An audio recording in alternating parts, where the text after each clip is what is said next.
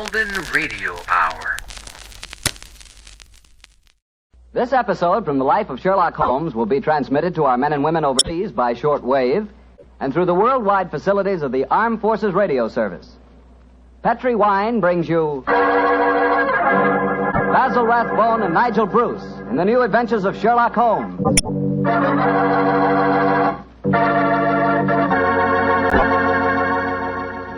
The Petri family, the family that took time to bring you good wine, invite you to listen to Dr. Watson tell us another exciting adventure he shared with his old friend, that master detective, Sherlock Holmes. And as for me, well, I'd like to tell you that a time like right now is the perfect time for a glass of Petri California port. After you've had a good dinner, boy, Petri port is a real topper. That rich, deep red Petri port is really an extraordinary wine. Even its color's different. And as for its flavor, well, it'll take a better man than me to describe that. Petri port is a hearty wine, sure. And every other quality that you look for in a good port, you'll find in Petri port, and then some. Try Petri port by itself, or serve it with fruit, with nuts, or with cake. But share it with your friends, will you? Because you can serve it proudly. After all, it is a Petri wine, and that name Petri is the proudest name in the history of American wines.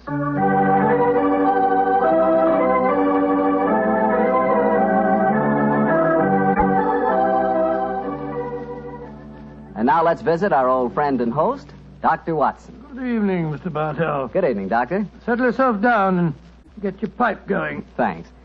Doctor, last week you told us that tonight's story took place in the Casbah at Algiers. Yes, the Casbah.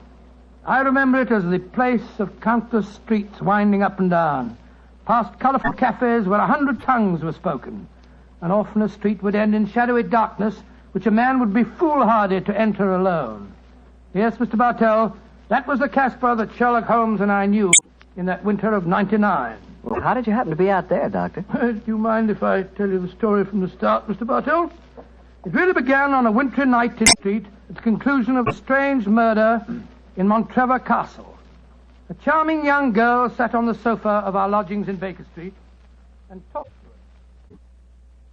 But, Mr. Holmes, you can't say you'll have nothing more to do with the My dear Miss Montrevors. Tretfield, I found the true murderer of the Dowager Countess and committed suicide. Surely the case is ended. Yes, Mr. Holmes, you found the real murderer.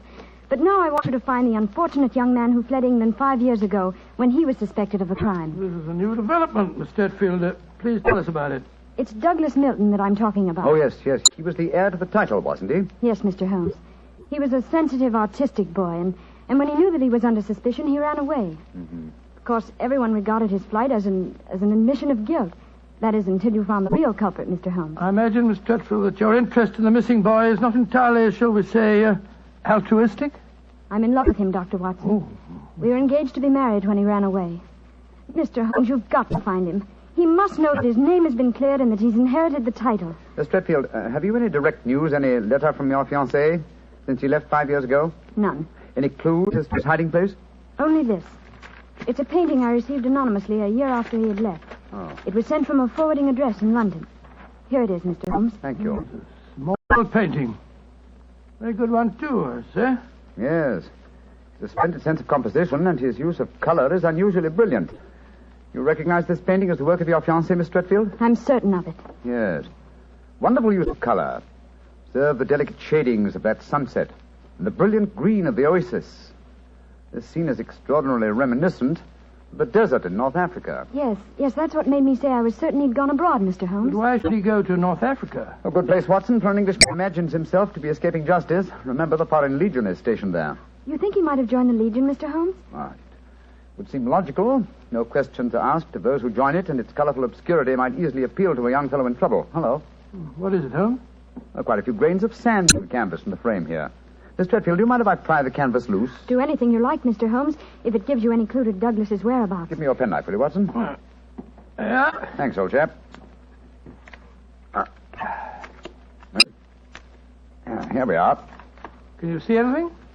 Uh-huh. Look. The word sheriff. An Elafroun. Stamped here. Sheriff is probably the framer's name, and Elafroun is a town some 50 miles from Algiers. That settles it. Miss Tretfield, I accept your case. Watson and I will go to Africa and try to find your fiancé, Douglas Milton.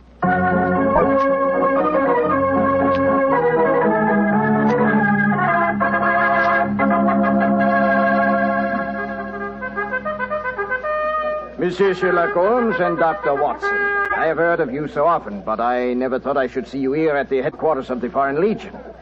What can I do for you, gentlemen? Well, Colonel Brisson, I'm trying to trace an Englishman who has been missing during the past 4 years. I have reason to believe that he might have joined the Legion. Yeah, I shall look in my records. Let me see. 4 years ago would be 1895. If Sherlock Holmes is tracking him, then I suppose he was in trouble in his own country. If he was in trouble, he might easily have come to us. We ask no questions. 97, 96, 95. In that year, 3 young Englishmen joined us. One of them died of dysentery 2 years ago in Cedar Raji. One of them deserted 18 months ago, and we have been unable to trace him. The third is my adjutant who brought you into my office just now. And he is, I would say, about 3 inches shorter than Douglas Milton. And men do not shrink the Foreign Legion, eh, Colonel? They do not, Monsieur Holmes. And the fellow who deserted must be our man. Unless it's the one who died of dysentery. Colonel de Brisson, how would you advise us to set about trying to find a deserter? Monsieur Holmes, there's only one place in Algeria where a man can hide from the Foreign Legion and remain hidden. Oh, and what's that place? The Casbah in Algiers. Then that's our destination, Watson. Be very careful, please, gentlemen. The Casbah is a place where the law is exiled. The police have no jurisdiction there. The only rule is that of strength, violence, and trickery. We shall be very cautious, I assure you. Goodbye, Colonel de Brisson, and thank you for your help.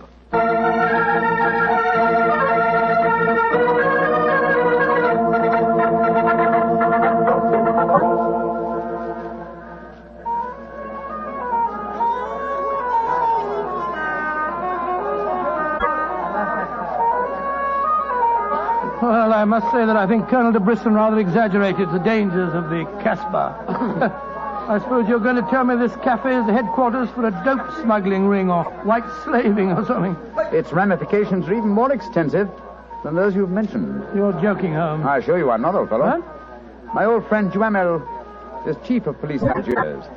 When I told him our mission, he advised me to come here. A 500-franc note, and the proprietor can obtain any and all information regarding the underworld. For as little as 200 francs, he can arrange a murder. So that gives you some idea of the relative values of the Casbah. Good Lord, then you've already spoken to the proprietor? Oh, yes, a charming, scoundrelly fellow by the name of Rafi. I gave him 500 francs and asked him to set his underworld grapevine in motion to see whether an Englishman living in hiding here in the Casbah could be found. And I thought we'd come here for a quiet meal. Here's Rafi now. Let's hope he has news for us. Here we are, Rafi. Come and sit down, won't you? Rafi works fast, does he not, Mr. Holmes? Your friend is... My friend knows that you're working with me. We'll be found out. A drink first. The tongue of Rafi is parched. Would you have me die of thirst before I give you my news? Vermouth cassis. You have news for me, then? But yes. Good, what is it? First, you will pay me more money, no? But I gave you 500 francs. You said that you'd do the job for that. Can I help it if some tongues are more costly to make wag than others? It took the 500 to get the wag. Am I to have nothing for my own trouble? Votre vermouth cassis, Monsieur Rafi. Ah, good. The gentleman will pay for it. There you are. Merci. I will drink to your health, gentlemen, both of you. You will pay me more money, no? But my friend's already given you 500. You should stick to your bargain, my good fellow. My information is a bargain at 750 francs. It would be a bargain at 1,000, but Rafi will let you have it for 750 because he likes you. You will give it to me, no? And if I refuse? Then you get no information, and perhaps I spread news in the Casbah that makes it uncomfortable for you gentlemen to be there. Wait, Scott, this is blackmail. I get the money, no? You're a scoundrel, Rafi. Of course I am a scoundrel. Here's your money. And information? There is an Englishman hiding here in the Casbah. I do not know his name, but he is tall and fair-haired. I cannot tell you where he lives, but if you go to the Cafe of 1,000 Sighs, you will find a girl who sings there.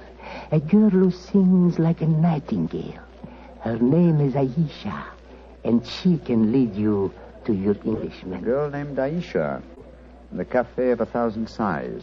That is right. I would suggest that you go there in disguise. 2 well-dressed Englishmen might find themselves in trouble. For a small fee, say 200 francs, I will escort you there myself. Thank you, yes. I think we can manage by ourselves, Rafi. Oh, if your business is concluded quickly and time weighs heavy on your hands, Rafi can take you to some places of rare interest. Dancing girls that wither one's eyeballs with their beauty. For 500 francs, gentlemen... Thank you, Rafi, thank you. I have a feeling the time will not weigh heavily on our hands. Good night. You work too hard, gentlemen. You should learn how to play. Good night. On my soul, I think that fellow's the biggest blackguard I ever met. I quite agree, old chap, but he is amusing. By the way, Holmes, don't you think that when this case is finished, we might have a time on our hands? Oh, Watson, you're incorrigible. But I think... Watson. What is it? The man sitting over in the corner by himself. Oh, Joe, yes, his face seems familiar. We've seen him before somewhere. Of course we have. His name is Oliver Leeming. We met him at the inquest on the Montrevor case. So we did. Now, what on earth do you suppose he's doing here in the Casbah? Not on a holiday, I'm sure. Mr. Oliver Leeming, if you recall, is a cousin of Douglas Milton's, the man we're searching for.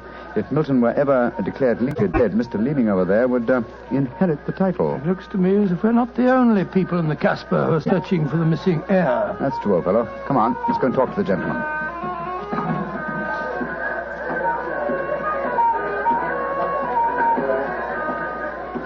Mr. Oliver Leeming, how very odd to meet you here. Well, Sherlock Holmes and Dr. Watson, won't you sit down? Thank you. Well, it's a small place, isn't it? Or has somebody said that before? I wondered if you'd spot me over here in the corner. Oh, you saw Sam. Of course. You seem to be in such deep conversation with that scoundrel Rafi. I didn't like to disturb you. Very considerate of you, I'm sure. Why are you here, Mr. Leeming? Oh, I'm making a business trip. This is my day off. As I recall it, you're in the publishing business. Correct. What a memory you have. It seems peculiar that you should be on a business trip here. Are you planning on opening a publishing house in Algiers, or are you searching the Casbah for new authors? Why not? I'm a great believer in encouraging new talent. Mr. Leeming, why don't you admit that you're here for the express purpose of trying to find your cousin, Douglas Milton? Mr. Holmes, you've discovered my secret. The great Sherlock Holmes and his watchdog have their eager eyes on me. They know that I succeed to the title if Douglas Milton dies. Yes, Mr. Leeming, we know that fact. And you have fathomed my plan to find Douglas before me and kill him so that I may inherit the title. How lucky I am to meet you in the Casbah, where you cannot arrest me. Well, it's a race against time, gentlemen, but I have a head start, as you will soon find out. Goodbye, and the best of luck to you. Extraordinary fellow. He's joking, of course. I believe not, Watson. I think he labors under the whimsical belief that the best method of discounting the truth is to state it as baldly, so that it will not be believed. Great Scott, then we must work fast. Yes, old chap, we must. I'm sure that we're entrants in a race against death. We must get back to the hotel and into our disguises as quickly as possible. After that, we shall visit a young lady named Aisha in the Cafe of 1,000 Sighs. And I'm certain, Watson, that it will be the first time two men have ever entered the Casbah for the express purpose of preventing a murder.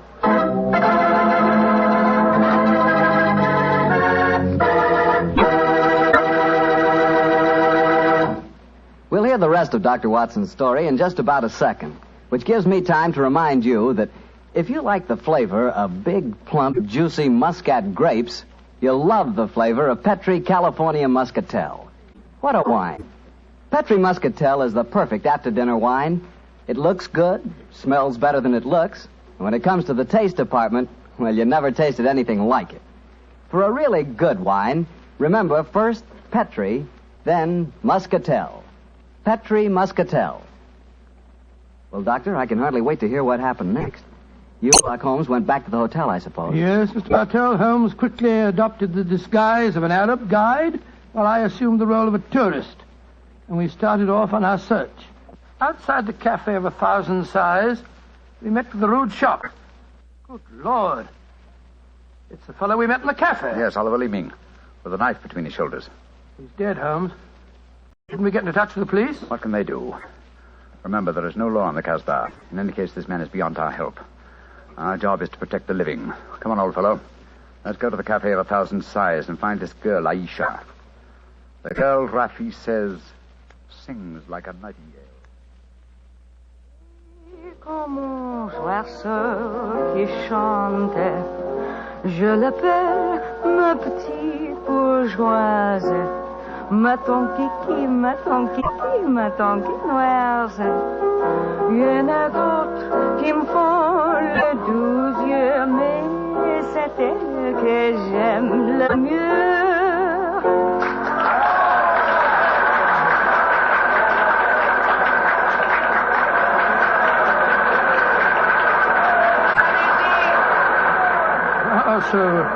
So that's the girl, Aisha. She's very beautiful. Don't forget our role of tourist and guide, old chap. Master, would wish to meet this Aisha? Very much indeed. I will see if it can be arranged, Master. Wait here for me, Watson. I'll see what I can do. Right you are, Holmes. Be careful now.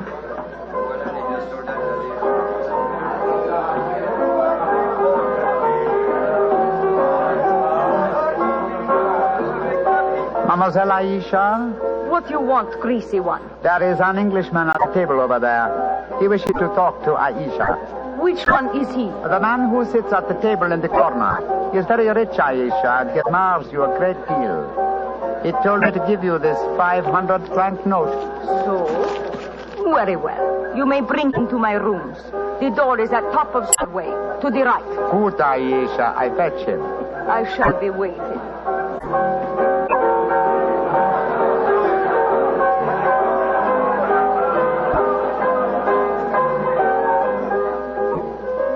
Aisha will see you, Master. Follow me, please. Oh, very well. I hope you know that you're going to handle this, Holmes.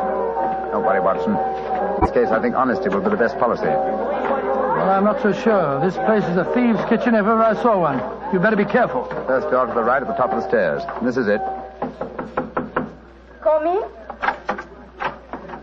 Oh, come and sit over here, Mr. Englishman. Greasy one, you may leave us. Mademoiselle, I may as well tell you at once that I am not an Arab guide. My name is Sherlock Holmes. What do you want with me? Why you trick your way in here? Don't be frightened, mademoiselle. I can explain our mission in a very few words. My friend and I have come in search of an Englishman by the name of Douglas Milton. We have good news for him. What make you think I might know of him? A gentleman by the name of Rafi suggested that you might. What is your good news for this Englishman? That he has been cleared of suspicion of murder and that he is the rightful Earl of Montrevor. That means when he knows this, he will leave the Kasbah and return to his country? Naturally, madame. I do not know this man. I have never heard of him. Here is your 500 francs. Goodbye. Not so fast, Aisha, mon petit chou. I've been listening from behind these curtains. Gentlemen, allow me to introduce myself. My name is Douglas Milton. Douglas Milton, we find you at last. It gives me infinite pleasure to have succeeded in my mission. How do you do, sir? Oh, this is very exciting. Yes, I think the occasion calls for a drink. What will it be, gentlemen? Well, I think a glass of port would be very nice, sir. Yes, it would be the most appropriate for toasting the new Earl of Montrevor. Splendid, splendid. Aisha, bring glasses and a bottle of port and some creme de menthe for me. You are not going to England. I will never let you leave me. Oh, stop being so melodramatic, Aisha. Please bring 2 bottles and some glasses. Very well. I am sorry. Mr. Holmes, I can't tell you how I appreciate your trouble in coming all this way to find me. But, well, I must tell you at once, there's one problem that makes it difficult for me to leave this country. You see, I deserted from the Foreign Legion. Yes, we know that, my boy. In fact, that's how we first got onto your trail. I shouldn't let that fact worry you, Mr. Milton. I'm certain the British consul in Algiers can arrange to have any charges dropped against a peer of the realm. Oh, well, I never thought of that. Here are the bottles. You must excuse the glasses, gentlemen. Tumblers are hardly correct, I suppose, but... Well, they won't spoil the flavor, I'm sure. 2 glasses of port and creme de menthe for me. Only 3 glasses, Aisha? Bring a glass for yourself. I do not wish to drink. And I insist that you do. Bring a glass, Aisha. Why should I drink if you are leaving? Mr. Milton, do you know Oliver Leeming? Of course, he's my cousin. Yes, he came here half an hour ago and threatened me. Did you also know that he's lying dead in the street? Murdered? Well, yes, I did. If we went in the Kasbah, I wouldn't tell you this, but Aisha stabbed him. She followed him when he left here. He killed him and then slipped back just in time to sing us a few moments ago. Oh, you needn't look so shocked, Dr. Watson. Life is cheap in the Kasbah, and Aisha is a girl of violent passions. Come on, let's drink. A toast to the new Earl of Montrevor. Oh, excuse me, sir. You took the wrong glass. You were drinking my port. Oh, silly mistake. I can't bear port. Very English of me, I'm afraid, but, well, After all these years, I don't feel particularly English. In fact, I'll probably find it very hard to adjust myself to the old life when I go back. Or perhaps I should say, if I go back. Since you feel that way about it, Mr. Milton, why go? You can claim the title and the revenues of the estate without leaving Algeria. You could stay here and live on the income. I didn't realize that would be possible. You sure I could do that? Oh, yes, I'm quite certain of it.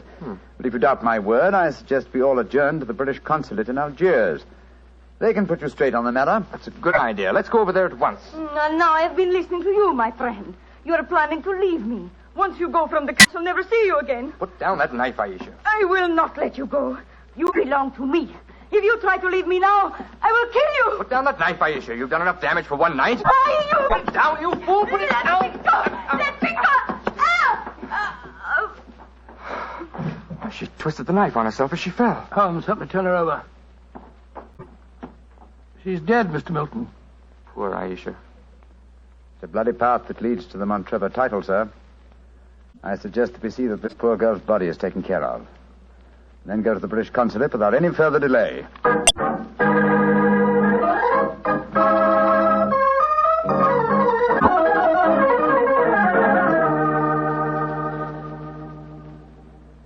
Now that we're at the consulate, Mr. Milton, I suggest that you swear on oath that you are Douglas Milton, heir to the Montrevor estate. This gentleman is a commissioner of oaths, then we can go in and see the consul. Very well. Now, raise your right hand, please, and repeat after me. I hereby solemnly swear that I am Douglas Milton, the missing heir to the Montrevor estate. I hereby swear that I am Douglas Milton, missing heir to the Montrevor estate. Thank you, sir. And now, if you'll sign the statement here, these gentlemen can witness it. There you are. Thank you, sir. And now, if you gentlemen will sign. Yes, certainly. Thank you, gentlemen. The document is now legal. Splendid. Now let's go over and see the consul. Not yet, my friend. Watson, this man is not Douglas Milton. What the devil are you talking about? There is no law in the Casbah, sir, so you cannot be punished for the two murders you committed there. But now that your avarice has tempted you here to Algiers, where you've been foolish enough to sign a false statement, I think we can at least settle you very nicely for desertion, false impersonation, forgery, and perjury. Holmes, what do you mean? The story should be obvious, old fellow. Oliver Leeming did track down the deserter. Recognition was uncertain after so many years, but at least it gave this gentleman the idea of impersonating the real Douglas Milton, a friend of his. You have a lively imagination, Mr. Holmes. The real Douglas Milton died of dysentery 2 years ago in Sidi El Raj. As soon as the idea of impersonating Milton was born, Leeming had to die. Your theories are very interesting, but you haven't a shred of proof. I say that I'm Douglas Milton. How are you going to prove otherwise? Very simply, my dear sir. Douglas Milton was a painter. A painter who excelled in the use of vivid colors. You, sir, suffer from the quite common malady of red-green color blindness. Less than an hour ago, you mistook a glass of port, which is red, for a glass of creme de menthe, which is green. I knew at once that you were an imposter. You're cleverer than I thought you were, Holmes. Goodbye. Here, come back. No, Watson.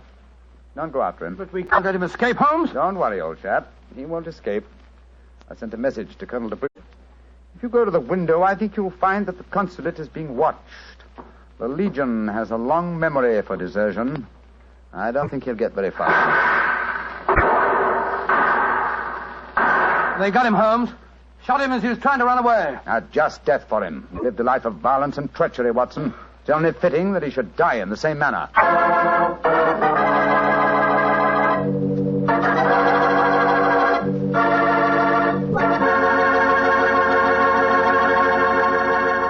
Doctor, that was a swell story, but you know something? I wish you hadn't disillusioned me about the Casbah. Disillusioned you? What do you mean? Well, before I heard your story, whenever somebody mentioned the Casbah, I'd always visualize a very glamorous, romantic sort of place full of beautiful women. Every one of them a ringer for Hedy Lamarr. No. Yep. And I could just see myself, handsome, dashing, going up to one of those beautiful girls and whispering in my fine French accent, "Darling, you're sensational. You're lovely. Gorgeous. Tell me. Have you ever tried Petri wine? It's wonderful." Well, you must admit, Doctor, that is the truth. It is wonderful wine. It certainly ought to be. You're incorrigible. After all, winemaking has been the business of the Petri family ever since way back in the 1800s. For generations, the Petrie family has handed down from father to son, the fine art of turning luscious, sun-ripened grapes into fragrant, delicious wine.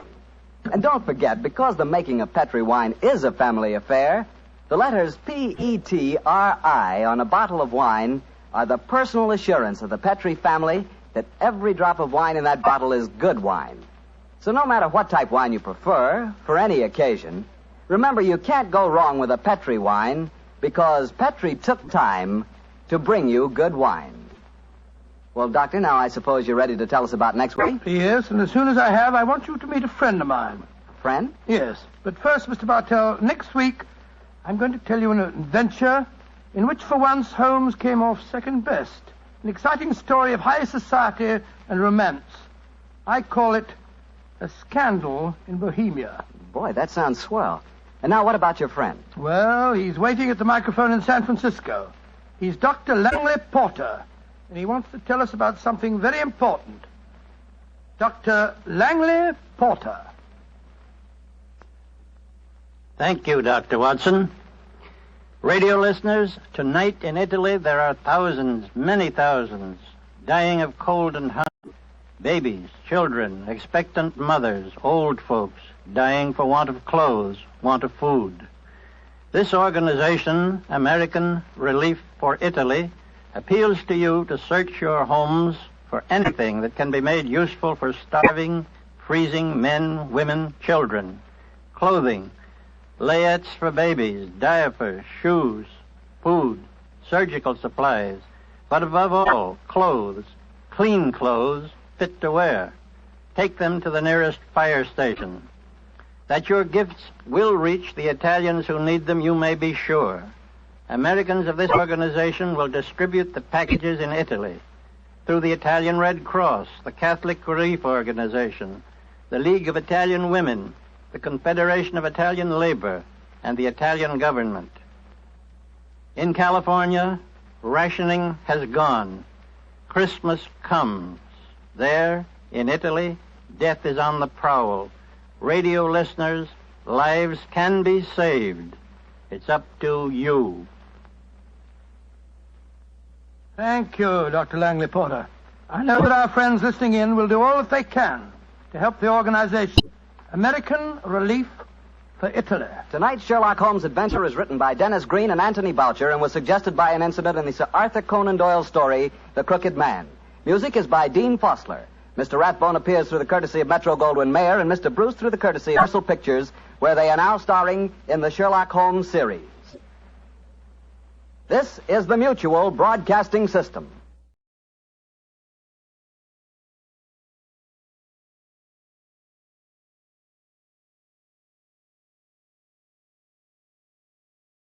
I only caught a glimpse of her at the moment, but she was a lovely woman with a face that a man might die for. So says Sherlock Holmes in one of the most popular of the Conan Doyle adventures, A Scandal in Bohemia.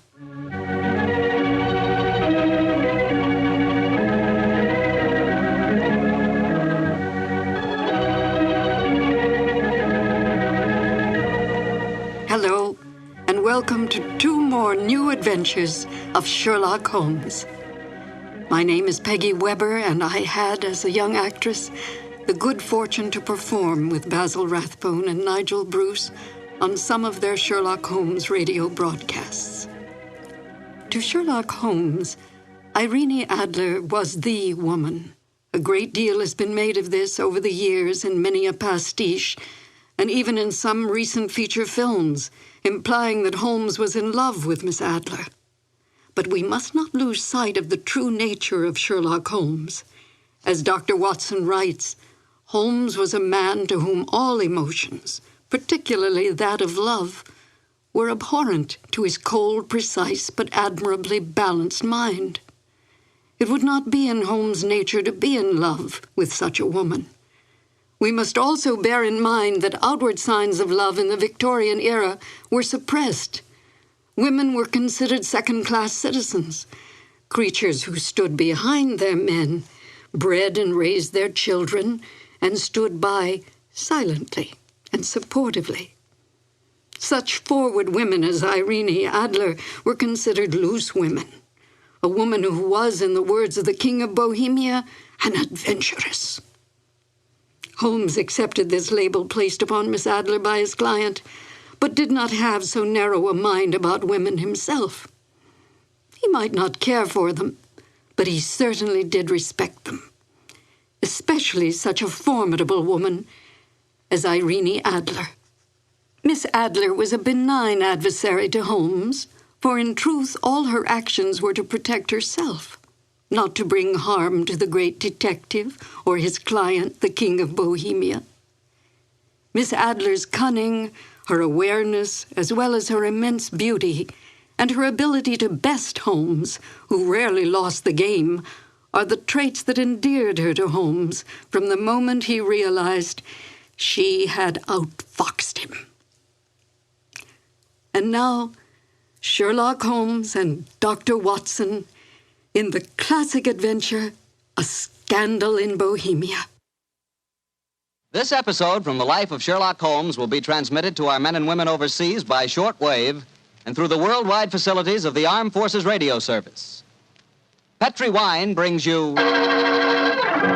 Basil Rathbone and Nigel Bruce in the new adventures of Sherlock Holmes.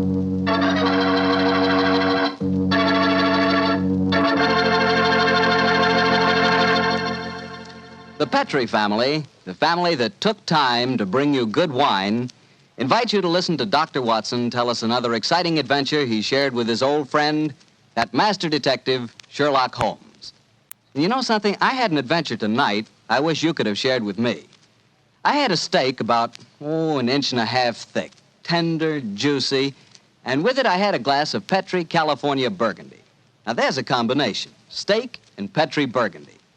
That Petri Burgundy's a perfect mealtime wine. It's a rich red wine that's hearty and full of flavor. Flavor that comes right from the heart of the grape. And don't think that Petri Burgundy is only good with steak. It'll make a hamburger sandwich taste like a feast, too. Try Petri Burgundy with any meat or meat dish. It's just wonderful. And serve it proudly, too, because after all, the name Petri is the proudest name in the history of American wines.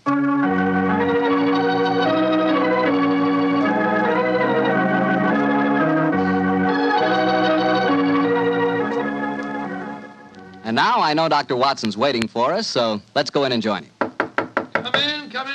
Come in. Good evening, Dr. Watson. Good evening, Mr. Bartell. You're quite muffled up tonight, I see. Overcoat, scarf, and gloves. Slip 'em off and come and join me by the fire. Thanks, Doctor. It's quite a nip in the air tonight. Yes, there is indeed. Well, Doctor, you told us last week that tonight's story centered around the activities of a brilliant and beautiful woman. Yes, my boy. Her name was Irene Adler. But I never knew Holmes refer to her by any other name than the woman. She sounds mighty intriguing. How did you happen to meet up with her? Well, I'll tell you the story from the beginning. One night, it was on the 20th of May in 1888, to be exact, I was returning home from a visit to a patient when my steps led me through Baker Street.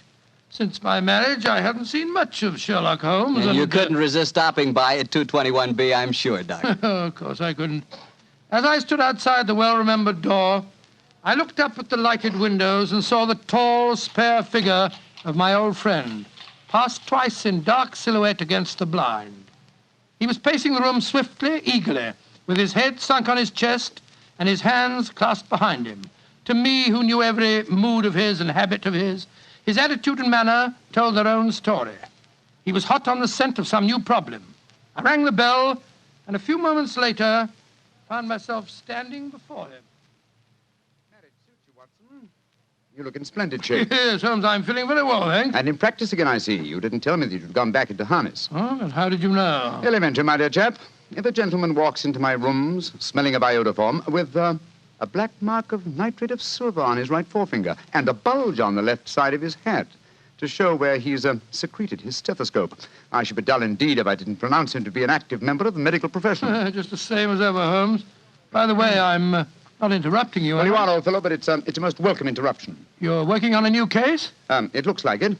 This letter arrived by the last post today. It's undated and has neither signature nor address. Read it. Let's have a look. There will call upon you tonight at 7:45 a gentleman who desires to consult you upon a matter of the very deepest moment. Your recent services to one of the royal houses of Europe have shown that you are one who may safely be trusted. This account of you we have from all quarters received. Be in your chamber, then, at that hour, and do not take it amiss if your visitor wears a mask. Great Scott, it's all very mysterious. What do you imagine it means? Look carefully at the note, old fellow. What do you deduce from it? Well, now, let me think. Well, the man who wrote it was presumably well-to-do. Such paper couldn't be bought under half a crown a packet. And it's peculiarly strong and stiff. Peculiar. That's the very word. It's not an English paper at all. Hold it up to the light. Don't you notice anything? Yes. There's a large E with a small G and a large G with a small T. That's right. Woven into the texture of the paper. What does that suggest to you? The name of the maker, no doubt, or perhaps his monogram. Not at all, my dear fellow. The G with the small T stands for Gesellschaft, which is the German for company. And the EG? That stands for Igria. It's a German-speaking country in Bohemia, not far from Carlsbad. Oh, so the paper was made in Bohemia? Undoubtedly, my dear fellow. And the man who wrote the note is a German. How do you know that? Observe the curious construction of the sentence. This account of you we have from all quarters received. A Frenchman or a Russian could not have written that. It's the German who is so discourteous to his verbs. Oh, there's your count now. I better go home. No, unless you have to. Well, I could stay. I thought that Then perhaps stay, old chap. I'm lost without my Boswell, and this promises to be interesting. I told Mrs. Hudson to let the masked visitor come upstairs unannounced. Come in. Good evening, sir. You received my note? Yes, indeed, sir. Come in, won't you, and sit down. This is my friend and colleague, Dr. Watson. You may say anything before him that you can say to me. Whom have I the honor to address? You may address me as Count von Kram. How do you do, sir? You must excuse this mask that I wear. The august person who employs me wishes his agent to be unknown to you, and I may confess at once that the title by which I have just called myself is not exactly my own. I'm well aware of that fact, sir. You see, Mr. Holmes, the matter I am about to discuss implicates the great house of Ormstein, hereditary kings of Bohemia. That has not escaped me either, sir. In fact, if you will state your case, I shall be the better able to advise you. Your Majesty. How did you... Yes. Yes, I am the king. Why should I attempt to conceal it? Why, indeed? I shall remove the mask. There.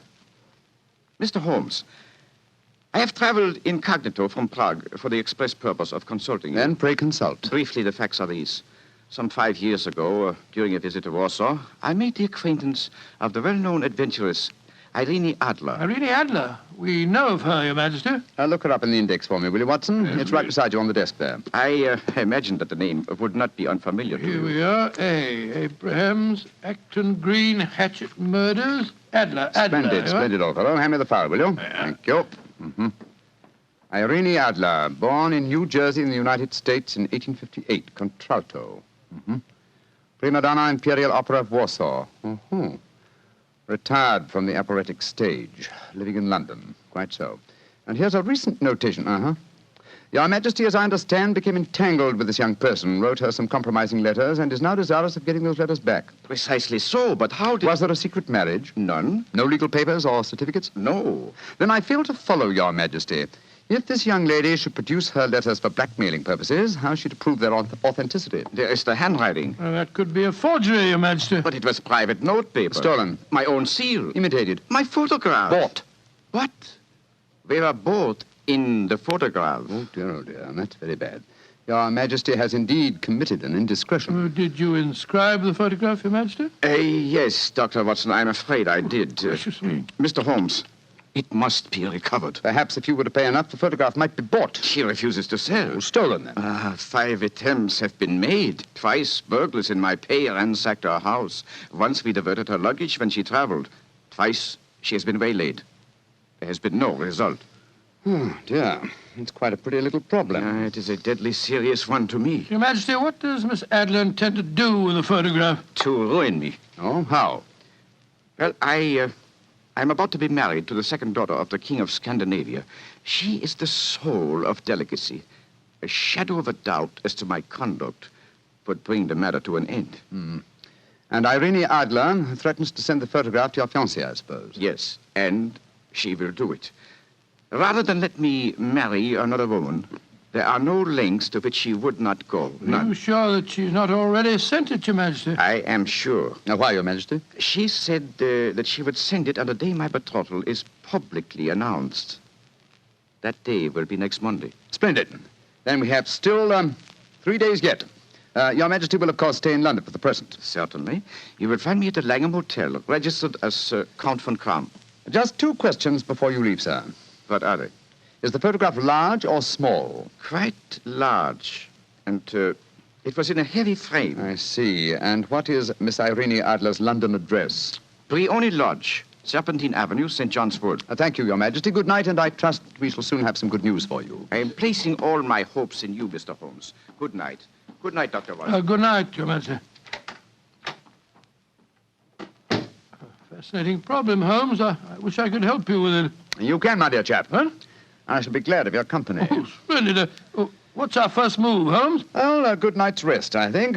We'll meet here at 10 o'clock tomorrow morning. And then? Then, my dear fellow, we will see what we can find out about Miss Irene Adler, late of the Warsaw Imperial Opera Company and at present residing at Briony Lodge, Serpentine Avenue, St. John's Wood.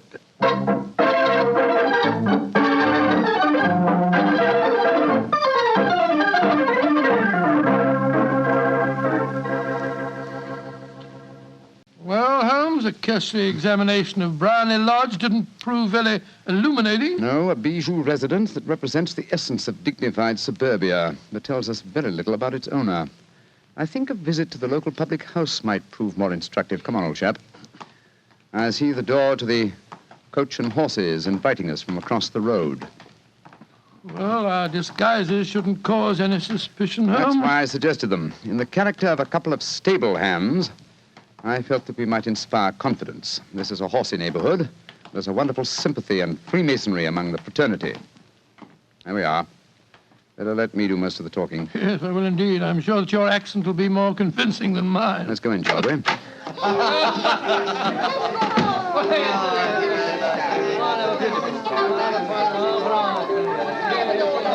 Well, what'll it be, mateys? Half of Oldham Mile, please. How about you, Charlie? All ever sight?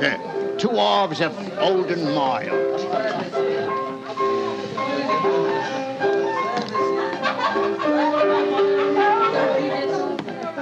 Well, here you are, mateys. That'll be a tenner. Have a drink with us, Governor. Oh, don't mind if I do. I'll have a Guinness. You blokes new round here? Yes, that's right. Came over from Clapham. Clapham, eh? Well, here's looking at you. Hunting for jobs? That's right. We was told that Miss Adler across at Briony Lodge needed a new coachman and a groom. Well, it's the first I've heard of it. It might be true. Have you been over there to ask? No, not yet. We thought we'd find out something about the old girl first. She ain't no old girl, matey. She's the prettiest young thing you ever saw under a bonnet, and that's a fact. You know her, Governor? Why, of course I know her. Used to drive her carriage, I did, before I came to work here. Oh, what's she like? Oh, nice little lady, as you'll find, chum. Work you hard? No. She lives quiet like. Goes out singing at concerts once in a while. The rest of the time, it's money for jam. She goes out for a drive in the park every day at 5 and comes back to dinner at 6:30. The rest of the time's your own. She ain't married, you say? No. But she's got a bloke what comes to see her all the time. He's a barrister. Nice gentleman. Mr. Geoffrey Norton is his name. Good-looking fella. Wouldn't be surprised to see him get spliced. Sounds like a cushy job to me. Come on, Charlie. Let's get over to the house and see what's what. Much obliged to you, chum. Well, good luck, mateys, and thanks for the Guinness.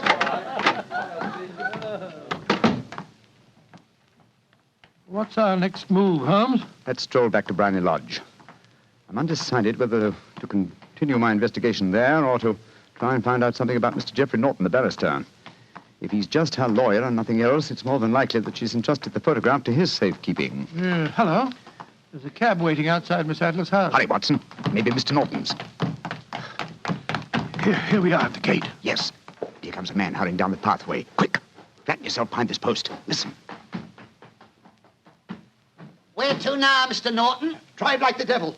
First to Gross and Hankey's in Regent Street, and then to the Church of St. Monica in the Edgware Road. Half a sovereign if you do it in 20 minutes. Right, y'all, Mr. Norton. Up in. Try and signal the cab, Watson. We must follow him. Well, here comes one. Oh, no, it isn't. It's a private carriage. Miss Adler's, no doubt. Here she comes down the pathway. Back behind the post again, Watson. Where to, Miss Adler? The Church of St. Monica's, John. And half a sovereign if you reach it in 20 minutes. The game's afoot, Watson. Quick. We must get a cab and follow them. Here comes a hansom. Hi, cabby, cabby! Here. You blokes got enough money to take a cab? Here's a half sovereign for you, my man. Right, ya. Where to, Governor? The Church of St. Monica in the Edgware Road, and another half sovereign for you if you get us there in 20 minutes.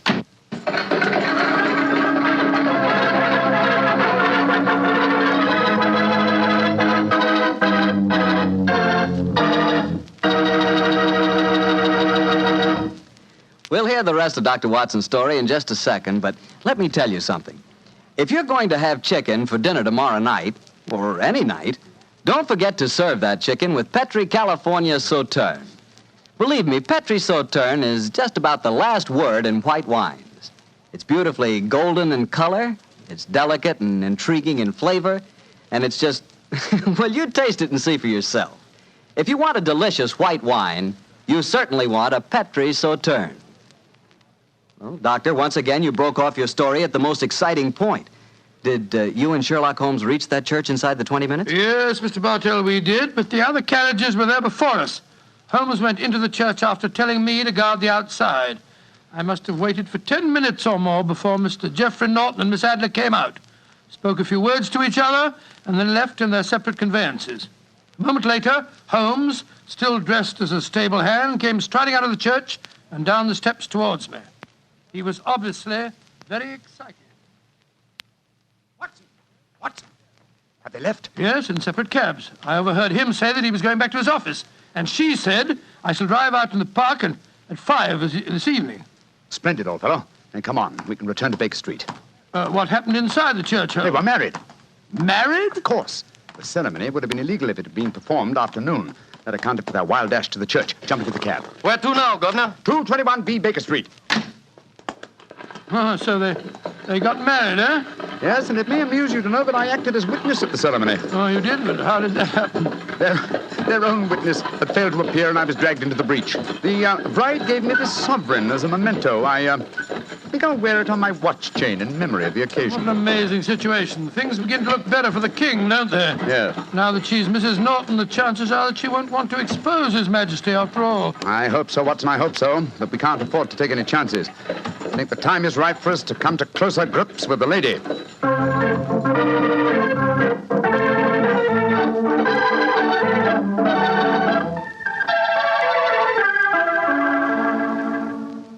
Well, Holmes, now that we've eaten, perhaps you'll tell me your plan. With pleasure, my dear fellow. And while I'm so doing, I'll proceed with applying the makeup for my new disguise. Another disguise? What's it to be this time? I think the character and appearance of an amiable and simple-minded nonconformist clergyman would be most suited to my plan for entering Miss Adler's house. Oh, you're going to try and enter, then? I must, dear fellow. Yes, huh? I'm sure the photograph is there. Miss Adler, or rather Mrs. Norton, will return from her drive in the park at 6:30. We must be at Bryony Lodge to meet her. And what then? You must leave that to me. I've already made my arrangements. There is only one point on which I must insist. You must not interfere, come what may. You understand? I'm to remain neutral.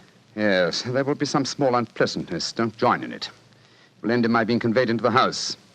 As soon as I'm able to, I shall open one of the windows. You're to watch from the outside. When I raise my hand, you will throw an object which I shall give you through the window and at the same time cry, fire.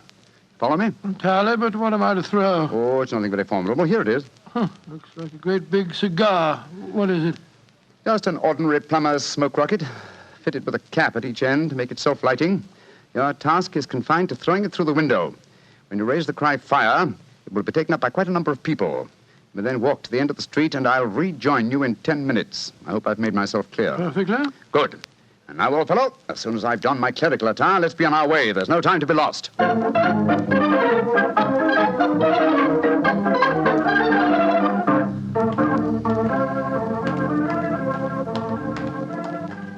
It's nearly 6:30, Holmes. We've been pacing up and down in front of her house for half an hour now. I hope she does come back. I'm sure she will. There seem to be a lot of loafers hanging round her gate. All part of my conspiracy, old chap. You'll see them play their parts in a few minutes. You still think the photograph is inside the house? Yes, I'm sure of it. Hmm? It's most unlikely that she carries it about with her. Remember, the king told us it was a large frame picture. And also remember that she planned to use it within a few days. It must be where she can lay her hands on it. It must be inside her house. But her house has been burgled twice. They don't know how to look. Well, how will you look? I won't. I'll get her to show me. She'll refuse. No, she won't be able to. Shh. Here comes the carriage now. Remember, Watson, carry out my orders to the letter. Yes, you can trust me, Holmes. Good luck. Blimey, here comes the Duchess of Tiddlewigs. Let's put out the carpet. She might get her tootsies wet. Oh, put a sock in it, Alfie. Leave him alone. She's no better than she ought to be. Please let me through. I live here. Well, ain't that nice? We'll all come in and have a cup of cocoa. Move out of the way, please, and let the lady through. Mind your own business. Just 'cause your collar's turned the wrong way, you can't spoil our fun. That's right, Eddie. Keep your nose out of it, parson. Please don't fight about it. I tell you to stop molesting the lady. Do ya? Then how would you like a biff in the nose? Oh, he hit the poor man. Then he ran away, the coward. Is the clergyman badly hurt? He hit his head, Mum, and he fell. If you asks me, he's hurt bad. He's bleeding something terrible. Can we bring him in, Mum? He can't lie here in the street. Why, of course. Bring him in. Right you are, Mum. Here, Bert. Right out. Give us a hand. Coo, poor fella. Do you see what happened to him, mister? Yes, I saw, my good woman. A very convincing demonstration. What do you mean? Weren't you paid by a certain gentleman for this performance? Oh, you knows about it, too. Yeah, you must be a friend of Mr. Sherlock Holmes. Yes, I am. Nice gentleman. He give us $5 bob apiece for tonight's work. It ain't through yet, though. We got to start yelling fire when somebody tells us. I'm that somebody, my dear lady. Where's Mr. Holmes now? He's inside the house. Yes, he's opening a window. Now he's raising his hand. That's my signal. Now to throw the rocket. There we are. Fire!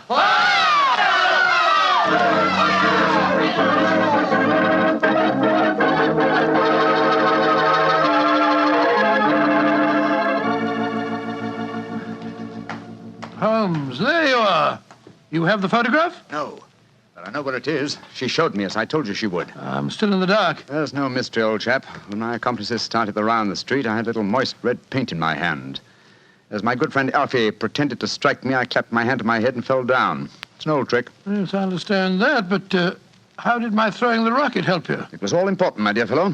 When a woman thinks her home is on fire, her instinct is at once to rush to the thing she values most. A married woman grabs her baby. An unmarried reaches for her jewel box. In this case, of course, it was the photograph. Where was it? In a recess in the living room, just above the right-hand bell pull. I caught a glimpse of it as she half drew it out. When I made it known that the fire was a false alarm, she replaced the photograph. As soon as I was able, I assured her that I was feeling well enough to leave. You didn't take the photograph, then? No, I felt that over-precipitance at this stage might ruin everything. And what do we do now? Drive to the Langham Hotel and inform His Majesty of what has happened. Then return with him here. After that, my dear chap, the case will be ended.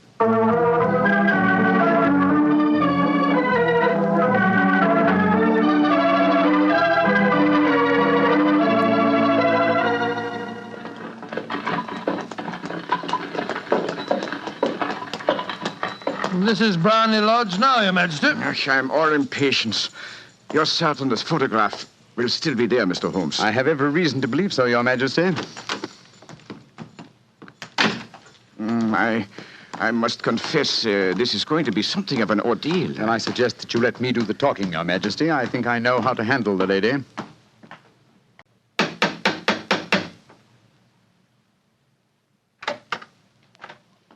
Mr. Sherlock Holmes, I believe. Yes. I am Mr. Holmes. How did you know? My mistress told me that you would be likely to call. She has left for the continent with her husband. You mean she's left England? Never to return. Then the papers, the photograph. All is lost, Mr. Holmes. We'll soon see. Follow me. She said you'd been looking for something. I hope you find it. This was the bell pull. There's a sliding panel behind it somewhere. Ah, here it is.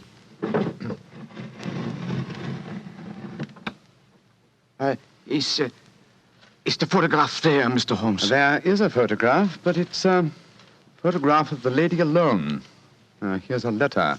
And it's addressed to me. What's it say, Holmes? My dear Mr. Sherlock Holmes, you really did it very well. Until after the fire alarm, I had no suspicion. But then, when I realized how I had betrayed myself, I began to think. I'd been warned that if the king employed an agent, it would certainly be you.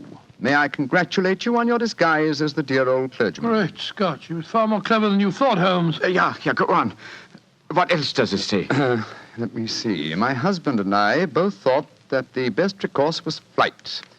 So you will find the nest empty. As to the photograph of the king and yourself, His Majesty may rest in peace. Thank goodness for that. I love and am loved by a better man than he.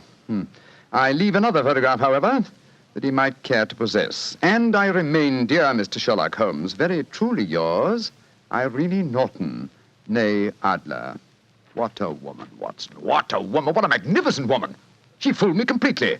But, I'm sorry, Your Majesty, I've been unable to bring your business to a more successful conclusion.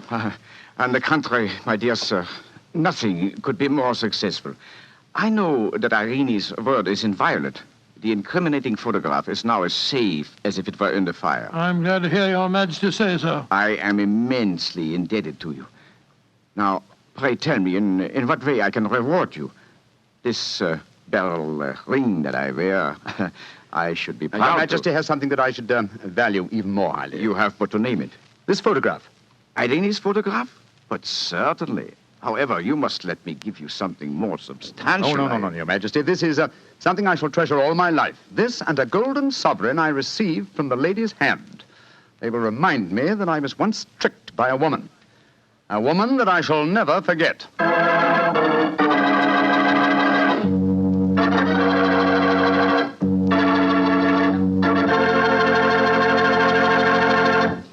What a woman, that Mrs. Adler. Or should I say, Mrs. Norton. That's the kind of woman I could really go for, Doctor. Yes, you could. Just between ourselves, you know, I sort of, I sort of could go for her myself. She was intelligent. Yeah, she was rich. Beautiful. That's the kind of woman you want sitting next to you in front of a cozy fire on a nippy fall night. Just the three of you. The three of you? Mm-hmm. You, she, and a glass of Petri port. Miss Bartelli. Why not? That Petri California port is some wine. Boy, that Petri family really knows how to make good wine, all right. And no wonder. Look at all the experience they've had. Ever since they started the Petri business way back in the 1800s, the Petri family has handed down from father to son, the art of selecting perfect sun-ripened California grapes and making them into clear, fragrant, delicious wine. Those letters, P-E-T-R-I, on the label of every bottle of Petri wine are the personal assurance of the Petri family that every drop of wine in that bottle is good wine. It's got to be, because Petri took time to bring you good wine.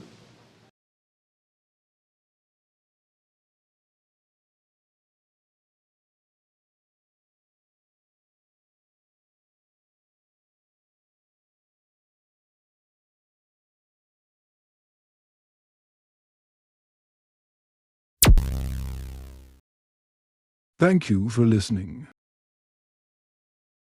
Please like and subscribe.